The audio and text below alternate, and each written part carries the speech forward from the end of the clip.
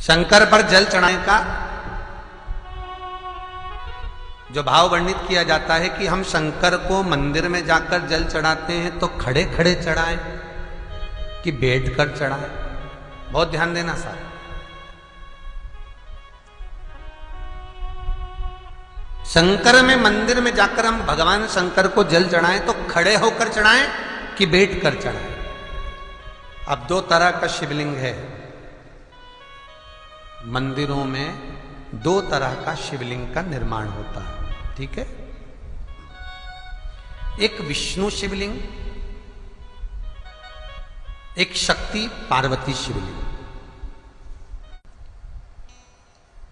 दो तरह का शिवलिंग मंदिरों में होता है, दो तरह का शिवलिंग मंदिरों में होता है, समझ लेना बहुत अच्छी तरह से। एक शिवलिंग वो होता है जो जमीन पर डायरेक्ट जलाधारी रहती है, शिवलिंग रहता है, ऐसी जलाधारी पूरी की पूरी, और शिवलिंग जमीन पर रखा रहता है, भूमि पर रखा रहता है, डायरेक्ट जमीन पर।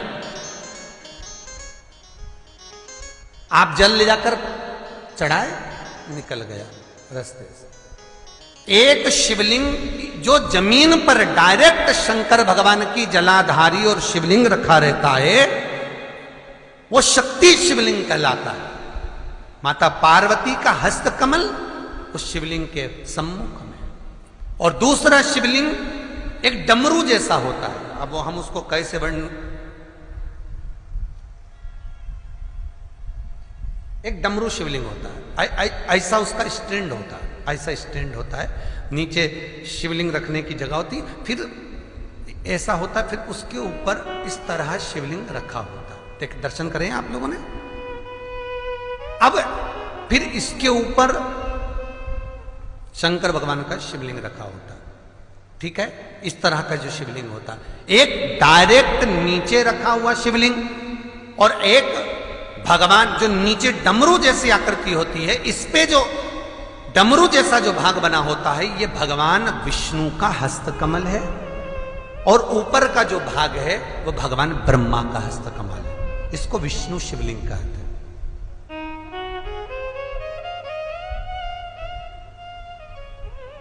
इसको हरीश्वर महादेव भी कहा जाता है। कौन सा महादेव कहते हैं? हरि सर्वेश्वर महादेव। हरीश्वर महादेव भी कहते हैं, हरि सर्वेश्वर भी कहते हैं।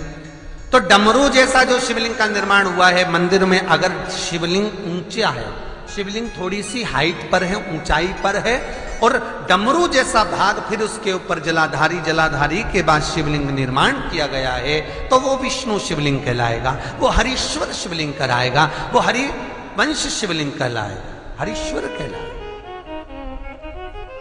और जो डायरेक्ट सीधे जो रखा हुआ है, 12 ज्योतिर्लिंग के अगर आप दर्शन करेंगे तो कहीं पर भी आपको विष्णु शिवलिंग नहीं मिलेगा, केवल एक नागेश्वर को छोड़कर। कहां पर छोड़कर? जम के बोलिए। केवल एक नागेश्वर,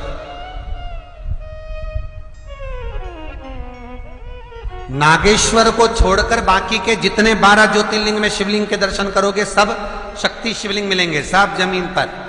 आप जितने भी देखेंगे, काशी का देखेंगे, महाकालेश्वर देखेंगे, तो डायरेक्ट जमीन पर जलाधारी बनी है महाकाल बाबा की, डायरेक्ट जमीन पर बनी है, कोई ऊंचाई नहीं है, डायरेक्ट जमीन पर, फिर शिवलिंग है।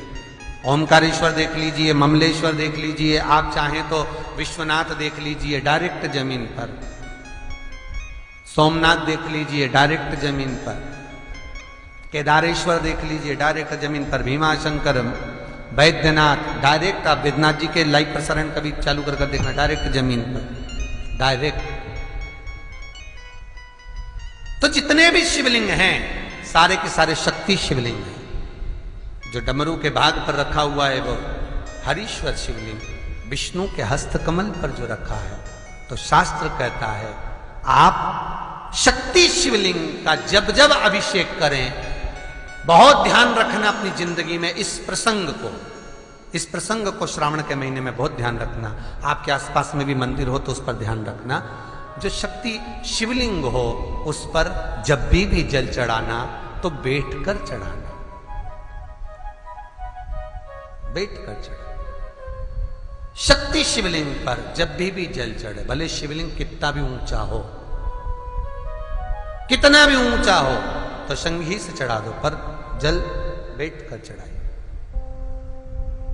भले शिवलिंग ऊपर है, पूरा तरह से हाथ नहीं पहुंचा, जैसे सोमनाथ जी में अब शिवलिंग कितना बड़ा है, महाकालेश्वर का शिवलिंग कितना बड़ा है, तो उसको तो बैठकर स्नान नहीं करा सकते। भले शिवलिंग कितना भी ऊंचा हो, पर अगर भूमि टच है, शिवलिंग अगर भूमि टच है, शक्ति शिवलिंग है, तो भले आधा शिवलिंग नहाए, आधे पर पानी जाए, पर बैठकर ही स्नान कराया जाता है। और महाराज यदि हरीश्वर शिवलिंग है, अर्थात भगवान विष्णु के हस्त कमल पर, ब्रह्मा के हस्त कमल पर यदि शिवलिंग है, तो वो शिवलिंग का जब भी स्नान कराएंगे, अभिषेक कराएंगे, पूजन कराएंगे, तो खड़े होकर ही करना है। और खड़े होने का भी तरीका होता है, दोनों चरण बराबर में रखकर कभी भी शंकर भगवान के शिवलिंग का स्नान नहीं कराया जाता। महाराज दोनों चरण बराबर रखकर, अगर हरीश्वर शिवलिंग है, किसी मंदिर में शंकर को जल चढ़ाने के लिए आप गए हो और शंकर को जल चढ़ा रहे हो, तो हरीश्वर अगर शिवलिंग है तो दोनों पांव बराबर रखकर नहीं, एक सीधा चरण थोड़ा सा आगे रखिए और उल्टा चरण थोड़ा सा पीछे रखकर भगवान शंकर का जलाभिषेक करने पर लक्ष्मी जैसे अपने चरण रहते हैं, भगवान शंकर उसी तरह से लक्ष्मी को दौड़ाते हुए अपने घर में प्रवेश कराते हैं। लक्ष्मी भागती हुई, अगर जो पुष्टि मार्ग से जुड़े होंगे, जो भगवान ठाकुर जी की सेवा करते हैं, पुष्टि मार्ग से जुड़े हों, श्रीमद वल्लभाचार्य जी से, वल्लभ कुल बालकों से जिनका ब्रह्म संबंध हुआ है, ऐसे अगर जीव हैं, वैष्णव जीव हैं, तो वो दर्शन करते होंगे ठाकुर जी, यमुना जी और महाप्रभु जी का। तो कैसा दर्शन करेंगे? श्रीनाथ जी का दर्शन करेंगे तो दोनों पांव श्री जी बाबा के, मेरे ठाकुर जी के बराबर पर है, नाथ द्वारा वाले श्री जी बाबा के, गोवर्धन नाथ जी के दोनों पांव चरण बराबर। श्रीमद वल्लभाचार्य जी का दर्शन करेंगे तो दोनों चरण बराबर के फोटो में मिलेंगे। पर यमुना जी का अगर आप दर्शन करेंगे, पटरानी यमुना जी का जब दर्शन करेंगे, तो यमुना जी का चित्र का दर्शन करेंगे, तो यमुना हमेशा एक पांव यमुना जी का आगे मिलता है। क्यों? जो वैष्णव ठाकुर का दर्शन करे, श्रीमद वल्लभाचार्य जी के अनुसार भगवत चर्चा करे, उसके यहां यमुना भक्ति निरंतर प्रवेश करती जाए, इसलिए भागता हुआ चरण, दौड़ता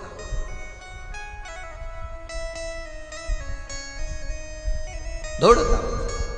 तो शंकर भगवान का अगर हरीश्वर शिवलिंग है, कहीं शिवलिंग डमरू आकृति पर, अगर ऊंचाई पर है, हरीश्वर है,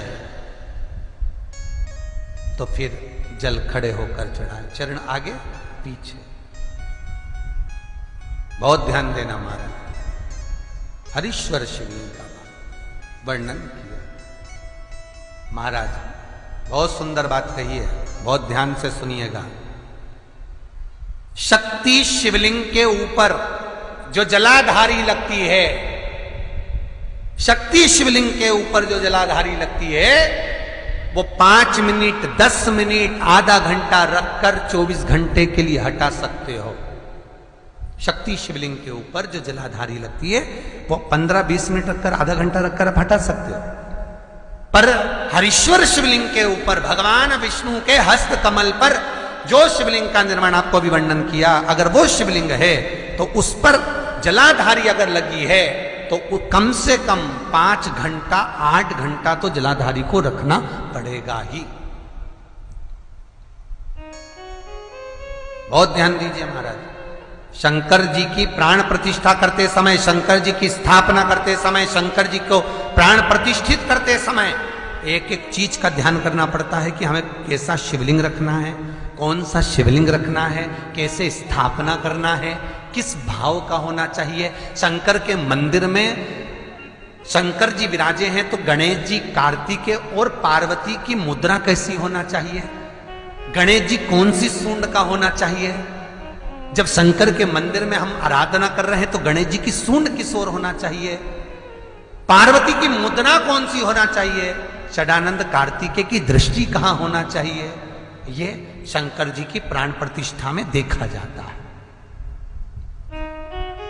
केवल मूर्ति वाले ने बाजार में मूर्ति बनाकर बेच दी और तुम गए हमें शंकर जी का परिवार दे दो, हमारे मंदिर है छोटा सा, मैं वहां प्रतिष्ठा करना है। तुम बाजार में गए और शंकर जी का परिवार लेकर आ गए, शंकर जी लिया, कार्तिकेय लिया, पार्वती जी लिया, गणेश जी लिया और स्थापना करवा दी पंडित जी से। और बाद में बोली हमको थोड़ी कष्ट हो रहा है, हमको थोड़ी तकलीफ हो रही है, कहीं ये हम जब से लाए इससे तो नहीं हो रही, कहीं इससे तो नहीं, गलती तुम्हारी है। तुम तो बस गई और लेकर आ गई। यहां तक शिव महापुराण की कथा कहती है कि तुम्हारे घर की मूर्ति जितनी पुरानी होती है उतना सुख देती है। आपको पहले भी कथा में कहा, दिया और मूर्त पुरानी होगी चलेगी।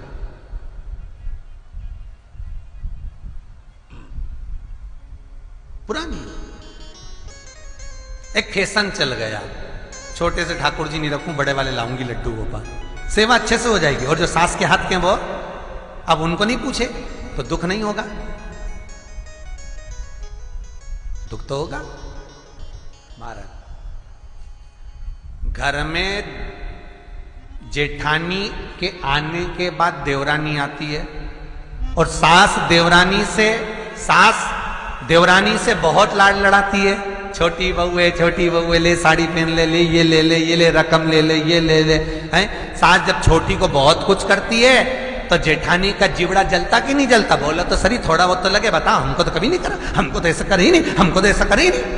उसी तरह आप नए भगवान लेकर आ गए, नई ठाकुर जी लेकर आ गए और छोटे ठाकुर जी पहले के हैं। भगवान को लगता है बताओ नए से लाड लड़ा रही, उसको वस्त्र पहना रही, आभूषण पहना रही, मुझे आभूषण तक नहीं, वस्त्र नहीं, जैसे हैं वैसे लुढ़क जाते हैं, कौन पहनाए? कोई ने कहा इनको क्यों नहीं पहनाती, छोटे हैं पहनाते नहीं, बनता भाव से पहनाओगे सब पहने। शिव महापुराण की कथा कहती है जितनी मूर्ति छोटी होती है, अंगुष्ठ के आकृति से जितनी मूर्ति छोटी होती चली जाती है, उतना सुख प्रदान करती है।